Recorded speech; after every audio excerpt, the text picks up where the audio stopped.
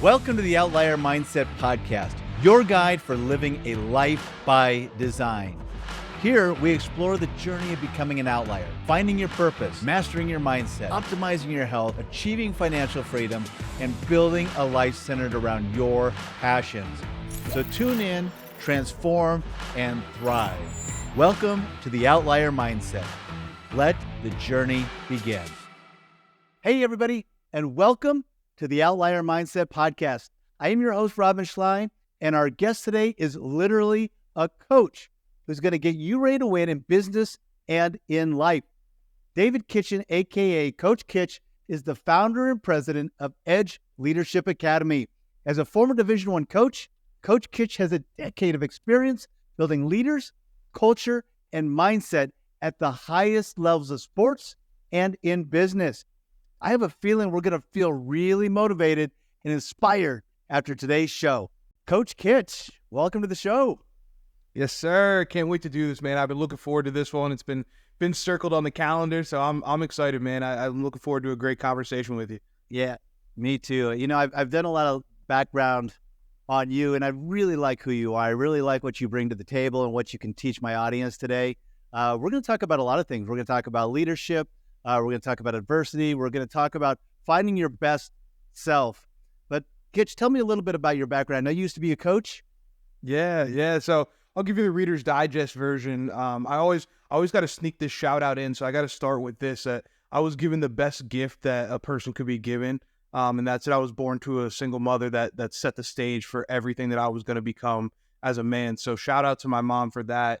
Brought us through some tough times and saw some adversity as a young child, and was fortunate to, like I said, have the blueprint laid out in front of me of what grit looked like, what resiliency looked like, and what it meant to be a leader and to lead with love. And so always have to make sure I sneak that in there at the beginning. And then, the rest of the story is a lot of twists and turns. And it starts with, a high school football career at a very high level program. And it gave me the opportunity to go to college. Cause again, coming from a single parent household, that wasn't in the cards, and so that opened some doors for me and got me in the door at the collegiate level.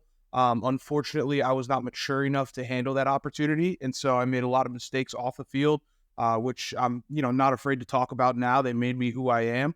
But ultimately, I graduated with a business degree. So a lot of people don't actually know that. I actually graduated with a business degree, and everybody told me to let it go. Like, let athletics go. It's over. You're done.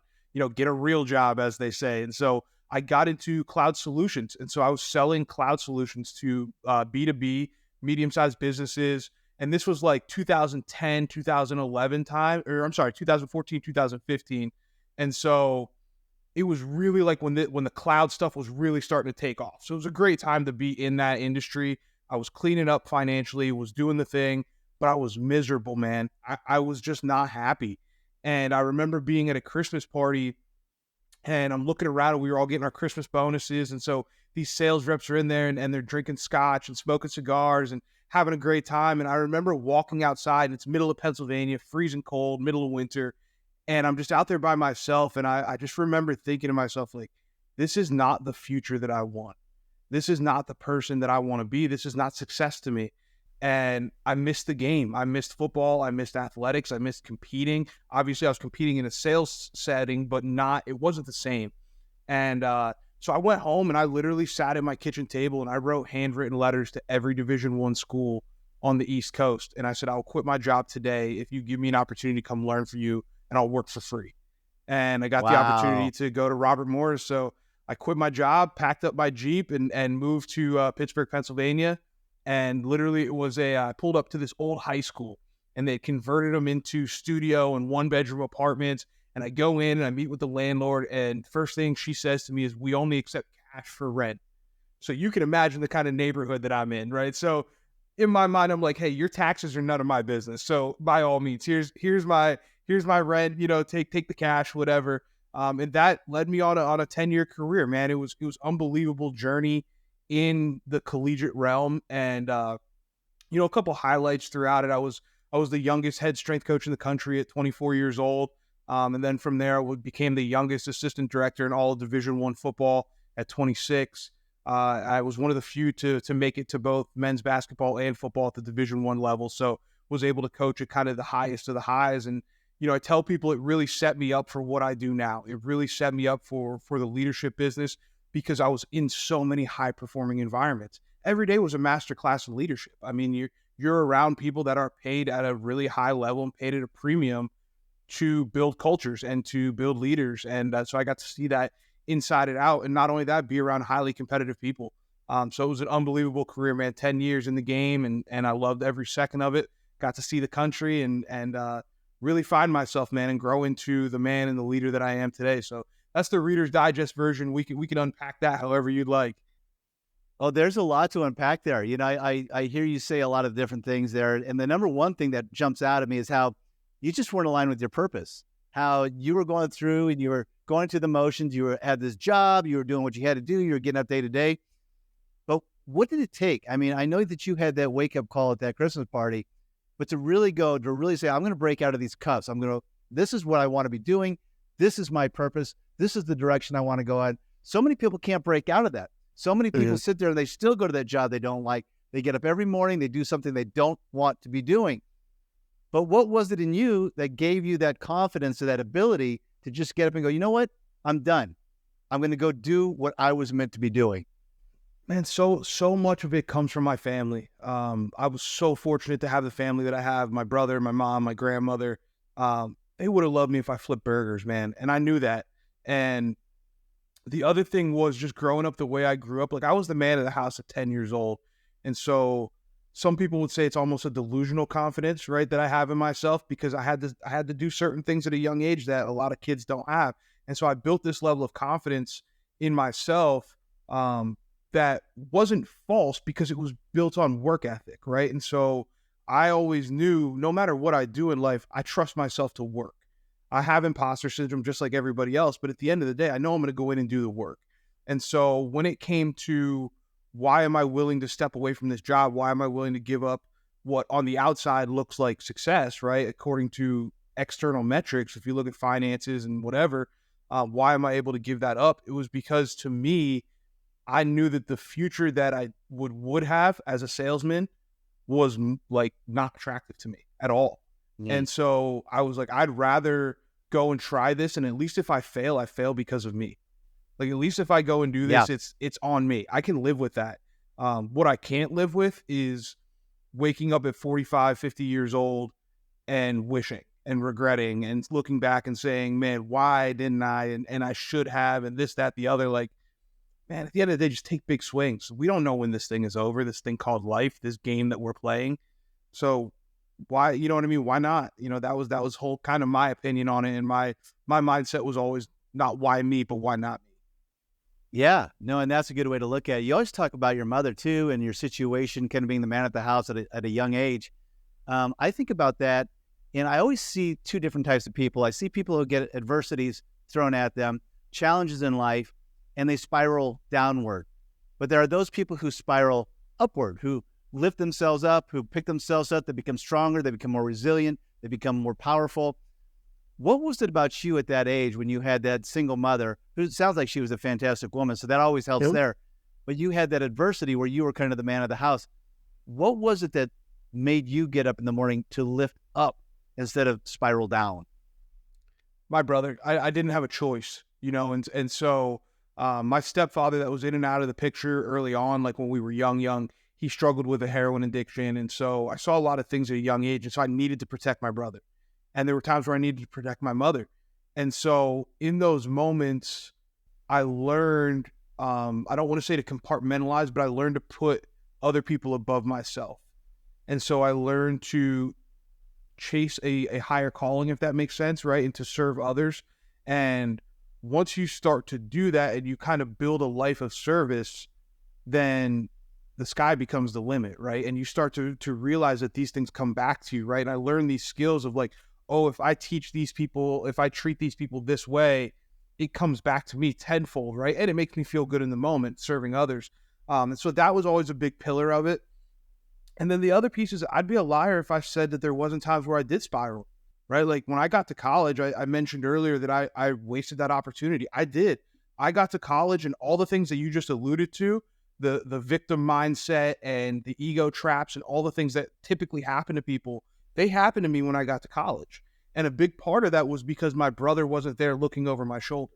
And so I didn't have to set the example day in and day out. And so all these things came out, right? All those childish impulses came out during my college years. And I really had to do some soul searching to figure out, like, who am I going to be? And I found myself realizing, I was mad about things that had nothing to do with me. Like, I was mad about, okay, you never met your father. Dude, that was 18 years ago at this point. What are you still mad about that for? Like, that doesn't excuse your behavior now, and so learning to pick up the pen and be the author of your own story was the big piece for me that allowed me to move forward and having that realization that I think, a lot of kids without parents or kids that just go through any type of adversity, and hopefully a lot of people have this realization at some point where you just look at yourself and you have the realization that nobody's coming to save you. Like, it's on you. Everything that you have done to this point is on you.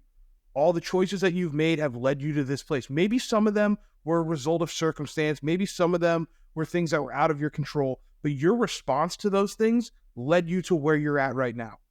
So that means that you have a decision to make now. You can either keep digging or you can put the shovel down and start crawling and scratching and climbing, fighting tooth and nail to get out of the hole that you dug yourself.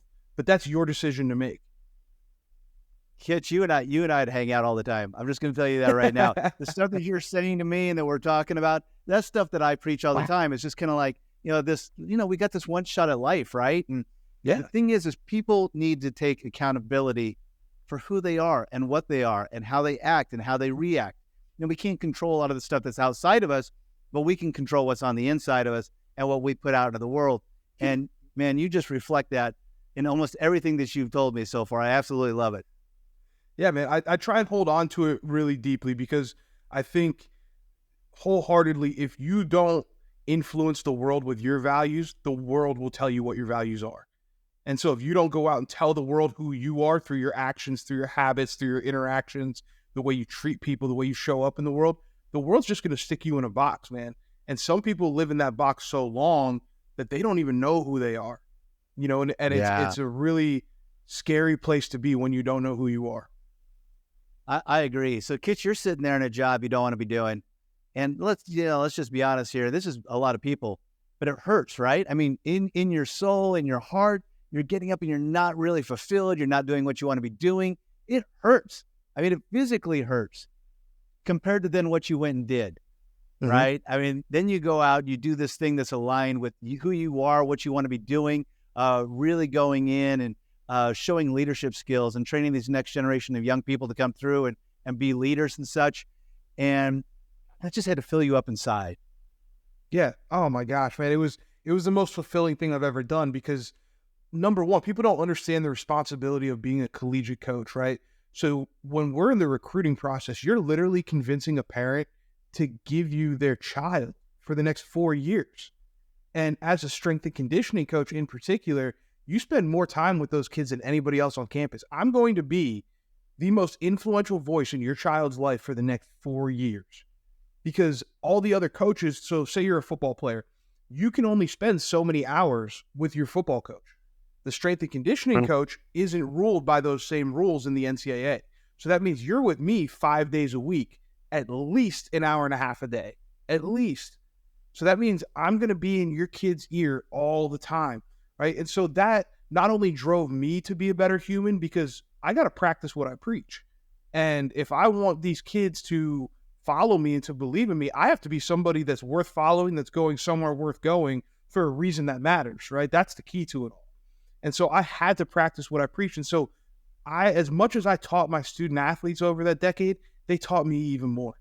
And so it was the most fulfilling thing. And even to this day, man, to be able to have the relationships that I have and to have the impact that I had on those young men and young women, I mean, I love it. When I get a phone call and get a FaceTime from a former student athlete and I'm getting introduced to their baby or to their soon-to-be husband or wife, or I'm getting a wedding invite or whatever, like, that's what it's all about, man. I said from the beginning, and I've always said it, every recruiting pitch I've ever done, it's relationships over rings to me. If you look behind me, there's only one ring up there, and that's from my 10th season. Other than that, I never took a championship ring in my entire career because it wasn't about that. It was about the relationships. Well, think about how many lives you impacted. I know that you are somebody, I can already tell, who is out there leading by example, right? I mean, you want people to become leaders, but it's because you're leading. What are some of the skills that you use? What are some of the techniques that you use to develop these leaders? Yeah. It starts with foundational skills. I think a lot of times, especially in athletics and in business. I mean, I'll give you an example in business in a second, but we expect people to lead when they get to a certain point, right? So in athletics, it's when you become a junior or a senior, and now you're like, oh, you're a captain, you have to be a leader now. But we didn't prepare them for that in any way, shape, or form. We did nothing to prepare that person for that. In a business setting, John is the highest performing sales rep for 5 years in a row. So now we make John the sales manager. Well, what did we do to prepare John to manage people, right? They're different skill sets. It's a different role. Yeah. And you're asking somebody who excelled as an individual to now put all their individual accomplishments and all their individual drive aside for the good of the group. That's a big change to make. And so one of the things that I always start with is building the character of the person and building the foundational skills of, do you know who you are? Because if you don't, when you get in that leadership role, there's not going to be anything authentic about it, because you're going to be trying to be what everybody else expects you to be. And so then you're putting on a million different masks and you're not leading as yourself. So the first place that I always started with student athletes, and I do it now with my clients, what's something that comes easy to you that's hard for other people? Let's get to know your strengths. Let's get to know who you are. And then we can build a leadership toolbox around that, right? So it starts with character, and then we go into the other 4 of what I call the 5 C's, which is consistency. So your ability to be consistent in your actions, your reactions, and your response to things. And then your ability to commit, right? So can you commit to the people around you? Can you commit to the vision that you set forth? Can you commit to the organization that you're a part of? Because a lot of high performers get shiny object syndrome. And so we start looking ahead to the next thing. And meanwhile, the people behind us see that. And so there's nothing worse than a leader that's half in, half out, right? And so can you be committed? And then from there, can you be creative in the way that you lead? And can you be able to communicate the things that you need to communicate to your team and to your people? And so those 5 C's all work together, but the one that holds everything together is that character piece in the middle. You have to lead authentically because everything that you do has your signature on it. And so those were the things that I started with all the way back to my coaching days, and I do it now with clients. It's teaching those foundational skills of self-awareness, empathy, being able to critically problem solve, the ability to communicate and know people. I mean, all of those things fall into that foundational skill set. And then from there, we can work up into feedback channels and all the different nuanced, skills that you need to be a high level leader. Yeah, I think that's great. And, a lot of the people who listen to this podcast are very entrepreneurial. They're very, they're business people, they're building companies, they're doing all these different incredible things, and they are great leaders. But I think one of the things, we talked about that shiny object, entrepreneurs do get distracted by shiny objects a lot. I was that guy. I used to be the one who was like, I used to buy based on profits instead of purpose. And it was a big mistake that I was making at the time. But I'm telling you, once you get that focus, like you were talking about, if you've got the character, you get that focus and you can really focus in on what you love, and that's that purpose-driven piece, and that's when you go and you evolve exponentially. That's when your career, everything that you're doing just takes off. And the other piece that I really liked you saying there is the authenticity, right? If you're authentic, you are going to be aligned with purpose. People who really know what they want to be, how they want to do it, how they want to build their lives, those are the people who are living authentically. It's very easy to be authentic when you're aligned with what you should be doing. Yes, absolutely. And if you are that entrepreneurial type, like I had shiny object syndrome. When I first started my business, man, 6 months into it, I launched 3 other businesses because I was like, oh, I got this thing figured out. Like I can do this, And what it was is it was drawing me away from my alignment with my vision, my mission, my values as a person. And so a big part of that is understanding your personal vision, mission, and values, right? How does that show up in your life? And then how do I intertwine this with the business that I'm running, right? So for example, my vision, mission, and value statement as a man is not exactly the same as my vision, mission, and value statement as a business. Like my business, Edge Leadership Academy, we have a different vision, mission, and values than I do as a person, but it's intertwined. It's reflected. The way that I lead is reflected in our company's vision, right? And so if you're somebody in a business, you have to ask yourself, who am I? And then how do I want that to show up in my business? And it should show up in all avenues, in your customer facing interactions, in your internal interactions, in your systems and processes. Everything needs to be a reflection of that. So for example, one of my core values as a human, one of the things that I fight for is honesty. Like, I'm always going to be honest with people. And I tell people that within the first couple conversations that they have with me. I look them in the eye and I say, I will never lie to you. And then I just wait, because I want them to really digest what I just said to them. And then from there on out, I'm not going to lie to you. Now, that comes with responsibility, right? Don't ask me if those jeans make you look fat, because I'm going to tell you the truth, right? So don't come at me with dumb questions, because I'm giving it to you straight. But I say that to say, we had a situation within our company just recently where I jumped the gun, and I jumped in and I micromanaged and I handled a situation that I shouldn't have handled. I should have trusted my director of corporate training to handle the situation, and I didn't, and I jumped in too quickly. And instead of hiding from that fact, because one of my core values is honesty, another one is the fact that I'm committed to growth, I immediately reached out to him and I said, hey, that's on me. And then not only did I do that, but I sent an email out in front of our whole team that said, listen, I handled that incorrectly.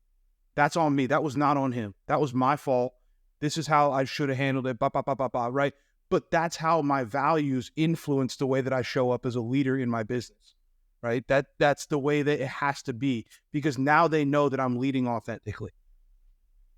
Yeah, and I love that, because a lot of people, if they are wrong about something, it's a real hard thing for somebody to say, I'm wrong. I was wrong. I'm sorry. I mean, it's so difficult to do that. A true leader, though, is somebody who can step into that and say, you know what? I messed that up. I'm going to be better next time. And a lot of people just can't do that. It's not built into them. I take that back. It might not naturally be built into them, but it's something that you can acquire, and it's a skill that you can get, because people will respect you so much more if you can simply step up at times and go, hey, I was wrong. I'm sorry. Well, Rod, it's vulnerability. It's your ability to be vulnerable, right? It's your ability to step into the unknown, and your ability to step out there and say, I'm not Superman or Superwoman or whatever. And for a lot of people, they feel like when they get in the leadership roles, or any role really, they feel like they have to put on this cape, and they can't show anybody their cracks. And I think part of that is a reflection of just where we're headed as a society, that it becomes, everybody is torn apart and judged on a million different stages. And so we get very hesitant to put ourselves out there and put our flaws out there, because it's going to get ripped apart. And so we then hesitate to be vulnerable with the people that matter to us, right? So our family, our friends, our employees, our teams. And ultimately what that does is it puts up a wall in the relationship, and it puts a ceiling on how well and how effectively you can lead them. And it puts up a wall on how deep the trust is going to go between you. And so it's your ability to be vulnerable. And when we say the word vulnerable, everybody thinks kumbaya, right? And they think we're sitting in a circle talking about our feelings. I'm talking about your ability to own your mistakes. I'm talking about your ability to take a risk. I'm talking about your ability to set a hard boundary with somebody. All of those things are examples of vulnerability, right? The ability to innovate, that's vulnerability. You're putting yourself out there, right? And so I think that's the key skill that people have to build, but it's exactly that. It's a skill. It's a muscle. You have to build it with repetition, and you have to do it over time. And I'm fortunate because I've done it so much, because I was mentored by great mentors who did it, that I learned it. And so then I was like, okay, this is something that I have to put in my toolbox, and it's got to be a staple in the way that I lead. And so now I'm very, very quick to accept blame for things. I'm very, very quick to take a risk and say, hey, we're going to go for this. I don't know how it's going to play out, but we're going to go for it. And if it's wrong, it's on me. I'm good with that. And so those are all examples of vulnerability, and it's a key skill for any leader to have, but you have to practice it. Yeah, 100%. I also feel like when you're lifting other people up, I mean, when you go in and you're able to take a step back and lift other people up, we're all going to get better, right? I mean, like you said, it's a weird time in society right now. Everybody's very closed. They're holding on to what they have, but the world's not like that. I mean, really in the world, there's abundance everywhere. I mean, we've got so many opportunities. We all have plenty to go around for everybody. And we need to get out of that closed way of thinking and start to open ourselves up to the world and help other people open up to the world, because there's so much there for them. Yeah, it's the difference between abundance and scarcity, right? And there's a couple pieces to it that are really important. The first one is reframing the idea of if you light somebody else's candle, then it dims yours, right? That's not true at all. And that's something that I think we kind of inherently think, because like you were saying, as a society, we're kind of closed off right now. We're trying to hoard what we have. And so what that does is people hold their gifts in and they don't share them with the world, when ultimately, by me lighting as many candles as I possibly can, the entire room gets brighter. So that's a win for everybody. Why would I not do that? It would be selfish of me to hold that in, but that's a mindset shift. That's a fundamental mindset shift that people have to have. And if you take that a step further then into the entrepreneurial space and into the financial workings and how you think about money, most of us, and I battled with this absolutely for a very, very long time, is our relationship with finances. Because when you grow up below the poverty line, you have this idea of, I don't know if I'm going to make more money. And so you hoard it, and you don't want to take risks, and you don't want to share it, and you don't want to do things because you're like, I don't know when the next money is coming, right? And then once you start to break free of that, and you spend money on things like investing in yourself, and you spend money on things like gifts for friends, and you know what I mean, not materialistic things, but like opportunities for people and things like that, all of a sudden you realize, oh, this opens more doors for me. It's going to come back to me. I'm not afraid to spend, right? And I know for me, my first year in business, when I sat down with my accountant at the end of the year, he was like, dude, congrats on what you did from a business standpoint, but like, you're an idiot. And I'm like, what do you mean? And he's like, you have to spend the money, Kitch. You can't just sit it in a bank account. And I was like, oh, okay. I didn't know that. Like, I thought I was doing the right thing by just holding on to all this money, you know? And it's like, no. So now I've reframed what things are expenses and what things are investments. Experiences are now investments for me. If I'm going somewhere with friends and family and I can pick up the bill, that's an investment for me. I'm investing in something that matters to me. When it comes to personal development, I don't hesitate to buy a course, go to a seminar, any of those things. That's an investment to me. That's not a luxury. That's an investment. That's something that's going to come back to me. Those are ideas of abundance, right? Or if there's an opportunity for me to help somebody out, that's abundance. That's the idea that, hey, even if you don't know what I'm going through. Maybe I only have $20. I'll give you 15 of it. You know, that's fine. Because I know that will come back to me when you live in service. And so you have to break those ideas of scarcity, because what you do is when you start to see opportunity and when you take off those glasses, then you realize that the world is filled with opportunity, and it changes the way that you think about competition and everything. You know, if I were there right now, I'd be fist bumping you big time, by the way. You know, sometimes we can aimlessly drift through our life, not really sure how to break the patterns and live the life that you've always dreamed of. I get it. I have been there, so caught up in chasing opportunities until I found myself in a life that felt foreign to me. It took me years to unwind the messy web to get back to what I've been put on this planet to do. And let me tell you this, purpose doesn't have to feel out of arm's reach. And I've designed a plan for you to do a little bit each day over the next 30 days in a challenge that I call the Outlier 30. It's specifically designed to help you find or create more clarity around your purpose. So if you're feeling lost and you want to finally turn things around and live that life that you were destined to create, sign up right now. It's free. You have absolutely nothing to lose and the whole world to gain. Visit gorodman.com/outlier30 today. Your upbringing is a little bit similar to mine in the fact that, like, when we grew up, we had nothing. My dad was an educator. My parents were divorced. A lot of monies went out to child supports and everything else. And I mean, literally the cafeteria ladies at school would send the leftovers home so we, had something to eat that night. Been there, brother. I mean, That's just the way we lived. And like, I'm like you in the fact that, like, when I started really doing well and making money, man, I was sitting there, hold on to it. I was like, oh my gosh, because we live, it's just like those people who grew up during the Great Depression, right? I mean, they would hoard everything from coffee cans to elastic out of underpants, right? I mean, they would do Uh-huh. about everything because they lived in such a world of scarcity, and it was hard to break out of that. But man, you are dead on when you're talking about the classes that we take and the different things that we do. The only way that you're going to evolve exponentially, that's what we call it here, the Evolve X, is by investing in yourself. How can you take a 5-year learning curve and make it a 1-year deal? How can you take 10 years and make it 5? It's by investing in yourself. It's by taking those courses, by taking those classes, by learning. But a lot of people too, I can't even tell you how many people come out to say, well, I already know, I don't need to learn anymore. I'm like, are you kidding me?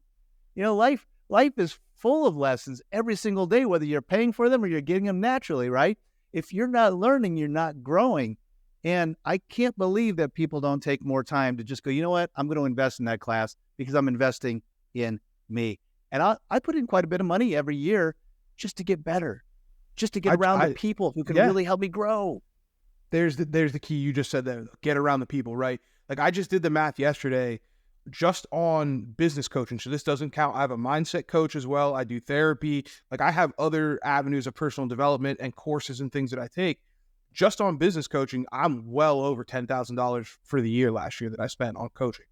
And then that's not counting seminars, courses, all the other things. So upwards of probably $20,000 to $25,000 I spent last year on coaching and personal development type things. But the point is exactly what you said. It's getting in the room, right? And so sometimes people feel like, oh, I want to get in better rooms and I want to be around more successful people, but I don't want to pay. And it's like, well, it doesn't work that way. And you can't be afraid to pay. So here's a perfect example of that. When I first met my business coach that I work with now, I paid him to be my coach. But we've now worked together to a point where we're bringing each other deals. Like we're part owners of multiple other businesses together because I've earned that respect and I've built that relationship.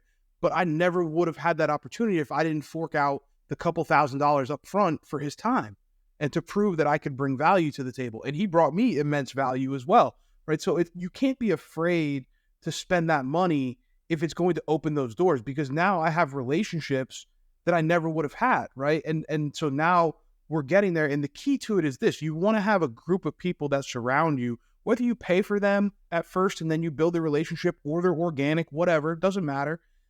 What you ultimately want is you want a group of people that are saying your name in rooms of opportunity that you're not in. Like, that's what I love. Like, I love getting emails from people that are like, hey, I was at dinner with so-and-so. We were talking about this. He said you would be a great fit. Like, let's have a virtual coffee, or let's grab lunch. Like, to me, that's winning. So when you look at people that are quote unquote successful and you're like, well, how does it keep happening? It's because they set up situations where their friends are eating together, right? Like, that's the key to it all. Friends make money together, and you build those relationships by, sometimes you have to invest up front to get in those rooms. And then once you're in the room, it's all about adding value. If you come in and you prove that you're a genuine person, you bring value to the table, you're authentic, you're actually who you say you are, you're somebody that's of high character, and you prove some proficiency also. Let's not, forget that you have to be good at what you do. But if you do all those things, then people want to help. Like, genuinely, people want to help. I love adding people to my network that I'm like, hey, you might be able to help me down the road. I might be able to help you. Let's roll. As long as you're a good human, I got you. Like, I'll fight for you. I'll say your name in rooms. So yeah, but it's all a mindset thing. It's all a mindset thing. And there's going to be a few listeners out there that it might go, well, I just don't have the money to do that right now. And that's fine, right? I get it. Absolutely. A lot of us have been there, and we're trying to evolve. We're trying to get better. But I will say the other place that you can really make headways and make sure that you're getting around those people is if you're leading with service. And I know that you spoke about that a little bit earlier, but like, I can't tell you like how many relationships that I have in my life right now because I serve them. Not selfishly serve them, but selflessly serve them. Got up and said, you know what? I'm going to serve this person. I believe in their mission. I believe in who they are. I'm not going to expect anything in return, but I'm going to serve them because I like what they're doing. I like who they are as a person, and I like what they're putting into the world. And every single time, all that does is come back to you. That is investing in people. Yeah, I still speak for free, Rod. There's still opportunities. Like, if I see someone that I know I can help, I'll do it for free. Don't worry about it. It'll come back to me. Like, I'm not worried about that at all. I mean, we literally, I'm not going to put that person on blast, but I literally flew across the country to speak at a university, and I did it for free. And I paid for my own hotel room, paid for my own flight, the whole deal. And you know what? They referred me to a lot of people later. And that was but I didn't ask for it. I didn't have to, right? But I woke up and it's service. It's being able to serve other people. And again, it's even relationships like me and you. After we get off of here, the first thing that I'm going to ask you is, hey, who can I connect you with in my network, right? Who is somebody that you want to talk to, or somebody that I think you should meet? Like, that's how simple it is. And I think that people, what's the word I'm looking for? They underestimate the power of the 6 degrees of separation rule, right? And they underestimate how quickly your network can expand if you bring service. And if you show up and add value, if you show up and just, like you said, not with an agenda, just selflessly, just add value to somebody. Maybe you're great at making TikToks or Reels. Listen, if you knew how many entrepreneurs suck at that, it's unbelievable. Reach out and say, hey, I'd love to come and do a couple Reels for you. You know, I can't promise XYZ, but I can do maybe 3 a week. Well, now that person has 3 high quality Reels. It takes you 20 minutes. And now you're building their relationship, and you get the opportunity to talk to that person and pick their brain. And then all of a sudden it snowballs, right? And so I think that's the way you have to look at it, is how can I add value and then not worry about how it's going to come back to me in the short term. And the underlying theme there is kind of what we've been talking about throughout the whole show, which is successful people and people that lead at a high level, people that earn at a high level, people that build businesses and build high quality relationships. They think in longer time horizons. And so they're not thinking about, how is this going to come back to me tomorrow or today? I'm thinking about, what is this relationship going to look like 5 years from now? What is this going to look like 10 years from now? What is this going to look, and you're thinking in those longer time horizons. And so the investment doesn't matter as much, right? So, and I urge people, going back to your initial point of not having the financial resources up front, like, make a stretch. My first business coach was a stretch for me. It really was. It was a bet on an ROI. It was a bet on a return on investment. And I'm so glad that I did it. And so don't be afraid. And I think sometimes we are, because they can be big numbers. And I'll be the first to say, listen, if you would have told me 5 years ago, 10 years ago, that I was spending what I'm spending on personal development, I would have been like, you're out of your mind. That's a waste of money. Like, you can't afford that. But now it's the most important part of my budget. Well, and the returns are great. I mean, the thing about it is a lot of people come to me and talk to me about the stock market often, and I'm not a big stock market guy, but the reason I'm not is because I'd rather invest in myself.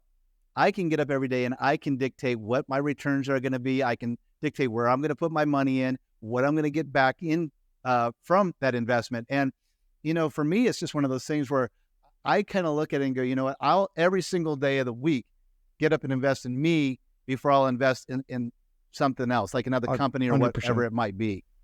100% agree with that. And I think it's not just financial investments either.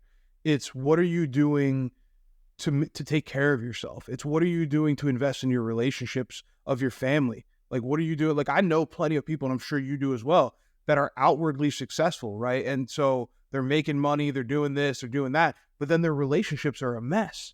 And it's like, that's part of that investing is your ability to invest in yourself, in your home first. Like, what does your morning look like? What does your morning routine look like?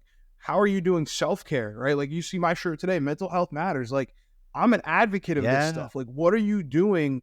That's an investment. Like I said earlier, I go to therapy. That's weekly. It's on my calendar, and it's a non-negotiable. My team knows you don't move that appointment, because that's something that I have to do to take care of me so that I can show up for everybody else in my life, right? So it's being selfish so that you can be selfless. And I think that that's one of the most important investments that you can make. Like, what are the things that you're doing to ensure that what you build lasts and that it matters, and that it's well-rounded and it's mutually beneficial for yourself and the people around you? You're not going to get very far being a taker. Like that, I truly, truly believe that. If you're somebody that just consumes from the world and takes, you're not going to get very far. I don't care how good you are at sales and high ticket closing and all the buzzwords that you see. I don't care. if you're not a genuine person that is investing in yourself and your relationships and trying to leave people better than you found them, you're not going to get very far. And that starts with investing in yourself. And so I'm a huge advocate of those things. And like I said, whether it's, I don't care if it's yoga, I don't care if it's going to the gym, whatever your thing is, you need to be doing that because you can't be the best version of you if you're not taking care of you. And if you're not the best version of you, you're not going to be the best version for everybody else. I mean, you want to do it not just for you, but like you said, the relationships, your family, everybody that's in your life.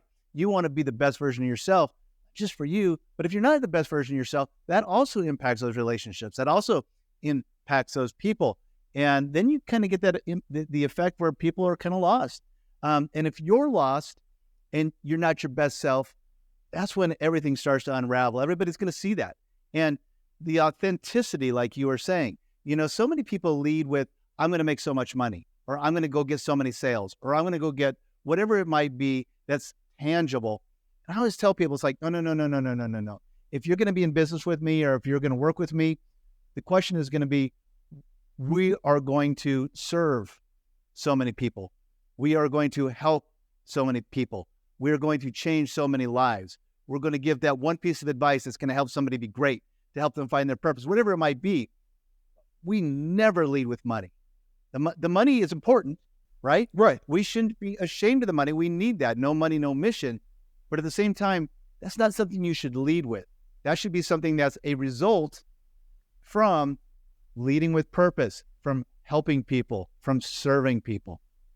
And here's the thing that people get wrong, Rod, is when you make that fundamental mindset shift, the money part takes care of itself. The money, 9 times out of 10, the money part takes care of itself. And I know when I talk about money now, I'm very open about, my finances and what I make. I'm not afraid to talk about it. But one of the things that I say all the time is the money is just a scoreboard. That's all it is to me. It's not important. It hasn't changed anything for me. The only thing that it does is it's a tool that has allowed me to impact more people. That's the goal. Yes. The goal is impact. Yes. The goal is for people to see my future kids and my future grandkids on the street, or my family now, and be able to say, hey, Kitch made us better. Hey, that guy, like, he helped us. He made my marriage better. He did this, he did that. Like, that's the stuff. That's the substance. That's the good stuff, right? That's it. The money is surface level. The money it's a tool, right? And so when you get obsessed with that financial piece, and you're like, this is the way I'm gonna do it. I'm gonna lead with this. I'm gonna go after this. When you get to that mountaintop of sustained success, I tell people there's a doorman up there, and he checks resumes, and he wants to know, why are you here? Why are you here? What got you here, and why are you here? And if it's not the right reason, man, he's not letting you in.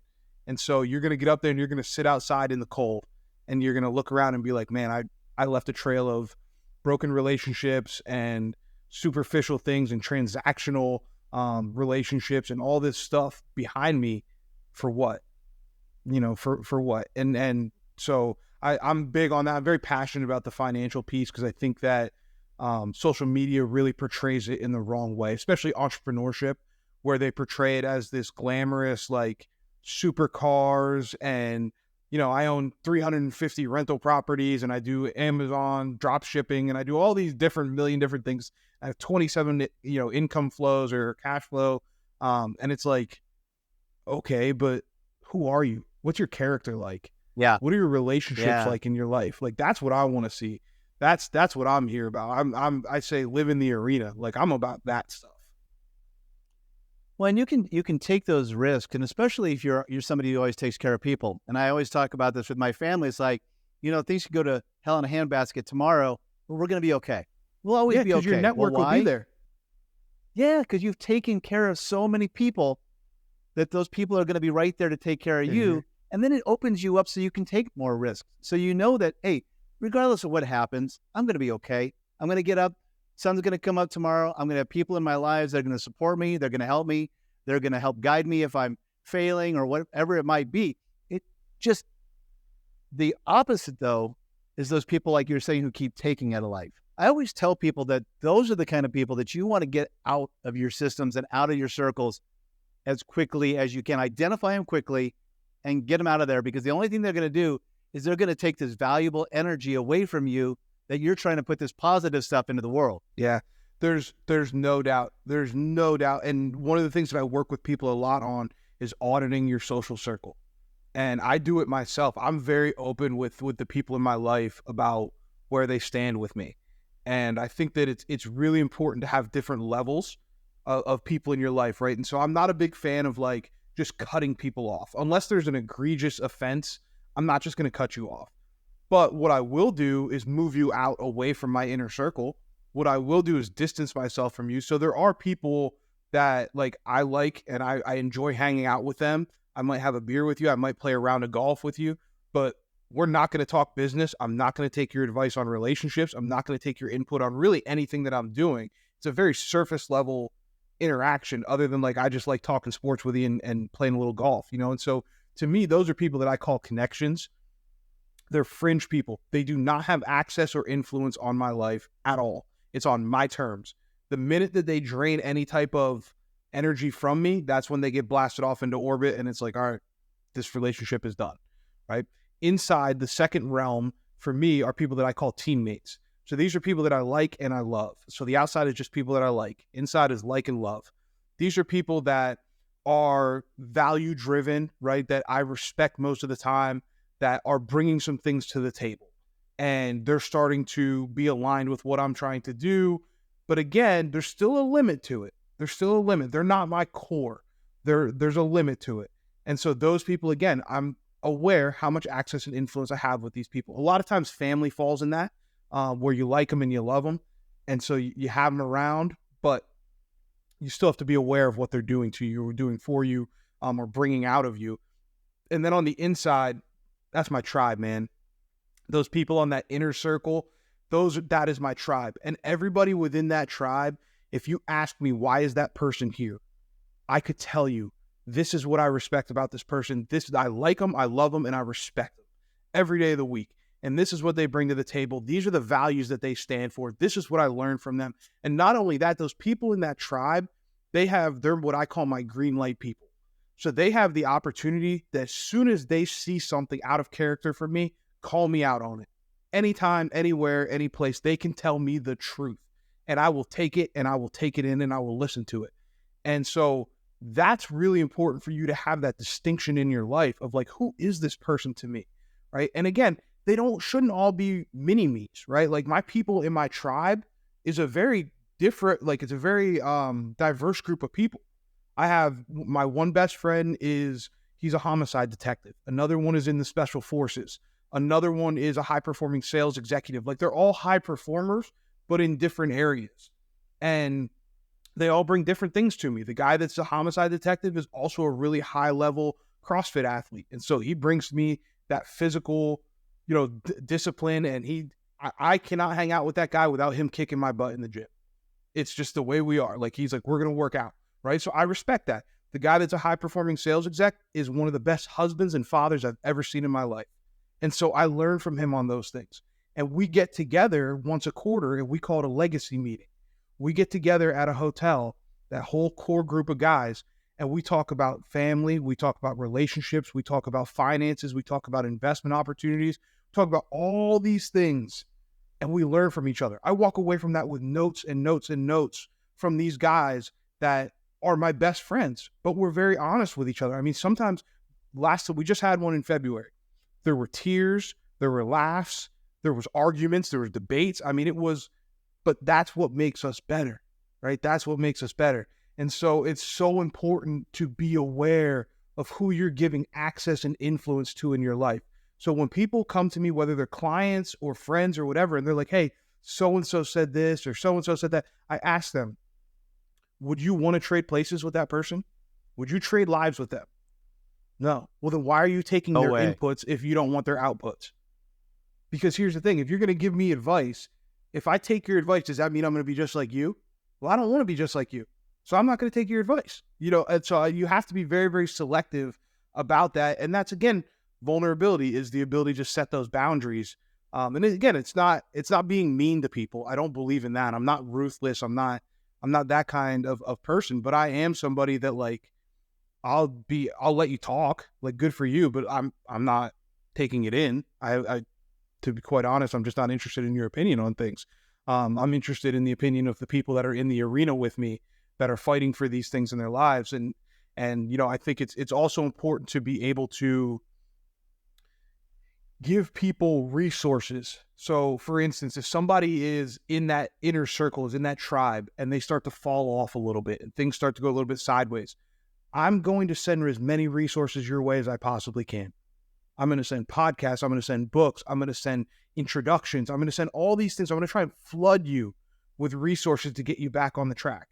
What you do with them is up to you. So people ask, well, how do people get moved outward? Well, that's one of the ways you get moved outward is if I send you resources and you don't do anything with them, I can't help you, right? I talk about climbing the mountain. I say, I can't climb the mountain with people that get altitude sickness. Like I'm trying to go to the peak. And so if you get sick at halfway up, and you decide you're going to sit Indian style here, I'll throw a rope down for you in the form of, again, resources, podcasts, books, introductions, things like that. But I can't stop because I'm going up there. And so you have to figure it out along the way, right? Does that make sense? So that's kind of, that's my approach to social relationships, man. I'm super intentional about that stuff. And I wouldn't be who I was if it wasn't for the people that I surround myself with. I'm a product of them. Well, and you've got to be particular. I mean, the thing is everybody's got an opinion, right? And you've got to sort through that every single day. You got to sort through those opinions. People that don't even know who you are will have an opinion about who you are and what you do. And sometimes we let that soak in. We take it in. And I go, why would you even think about putting somebody else's opinion of what you're doing over your own? Somebody who doesn't even know who you are. They don't know what lives inside you. A lot of times they don't even like themselves. Yeah. So why do I care if you like me? You don't even like yourself. You don't even like the face that you see in the mirror. Why do I care if you like me? I don't. Well, and that's part of the reason why they give the opinions they do, because they're so insecure and they don't like themselves. And, guys who are out there doing it, women who are out there doing it, it's one of those things where it's like, we get up, we hustle, we try to be better, we try to be good to people. And some people just don't like that. Some people's like, I don't want that. I want to be that naysayer. I want to be the guy who's dragging the haters, if you will. You go online, you see the haters all over the place, right? But it's not about you. It's, really it's their own set of issues. So that's why you've got to be very selective about who's in your life and who's in your head. Absolutely. I don't know if you ever saw the guy that he was the kid that played Spider-Man, Tom Holland. Oh yeah, I know you're talking about. Yeah, and he said, if you have a problem with me, text me or call me. If you can't text me or call me, you don't know me well enough to have a problem with me. And I love that. And I was like, that's what I'm talking about curating your social circle and being able to have that. And the other piece is again, just being grounded in the fact that you're trying to be a good human. If you're trying to live a value aligned life with a mission and a vision in life, you have a level of confidence that a lot of people don't have. And so when your mission on a daily basis is to make the world a better place, it's easier to let go of other people's opinions, because it's like, no, I know what I'm doing is better for the world. And so if you feel that way, I'm going to kill you with kindness. Like I'm here for it, like I'll help you. And I know that drives them nuts. Nothing drives a hater more nuts than when you say, hey, how can I help you? What resources do you need? Like, I got you. Like, I don't want you to feel this way. I'm sorry that you're having that experience. I'm not sorry for who I am. I'm not sorry for the opinion you have, but I'm sorry that you're having the experience that you're having right now. How can I help? Yeah. That drives people nuts. No, I love that. And it's so dead on. Kitch, I hate to say this, but we're bumping up against it here. I could sit here and have this conversation with you all day. And, matter of fact, offline, I can kind of feel like maybe we're going to be on some calls together. No doubt. But I want, as we wrap things up, I got a couple of things. Number one, where can people find you? Yeah, I'm on all socials, man. I'm at Coach D Kitch. Every social media is exactly the same. For your listeners, I'll give a little inside scoop here. If you want to bypass my team and you want to get directly to me, LinkedIn and Instagram, I run those two myself. All the other ones are run by my team. So if you got a question, if you want to directly connect with me, LinkedIn and Instagram at Coach D Kitch, hit me up, and that will not be AI. It won't be somebody else. That will be directly me answering those messages. So keep that on the hush hush just for your listeners. And then we have our website as well, edgeleadershipacademy.com. We have our newsletter. We have the podcast, Built Not Born podcast. Season 2 is available now on all the streaming services. And that's pretty much it. I'm not a big like product pusher, but if people want to connect, that's where we're at, and we're always looking for more people to join the tribe. Love it. Last question. I ask this of everybody on every episode. If you could go back and sit down with your younger self, what is the most valuable piece of advice that you could give to your younger self?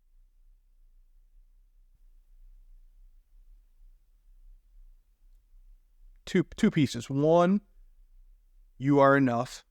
You are enough, and have the courage to take big swings.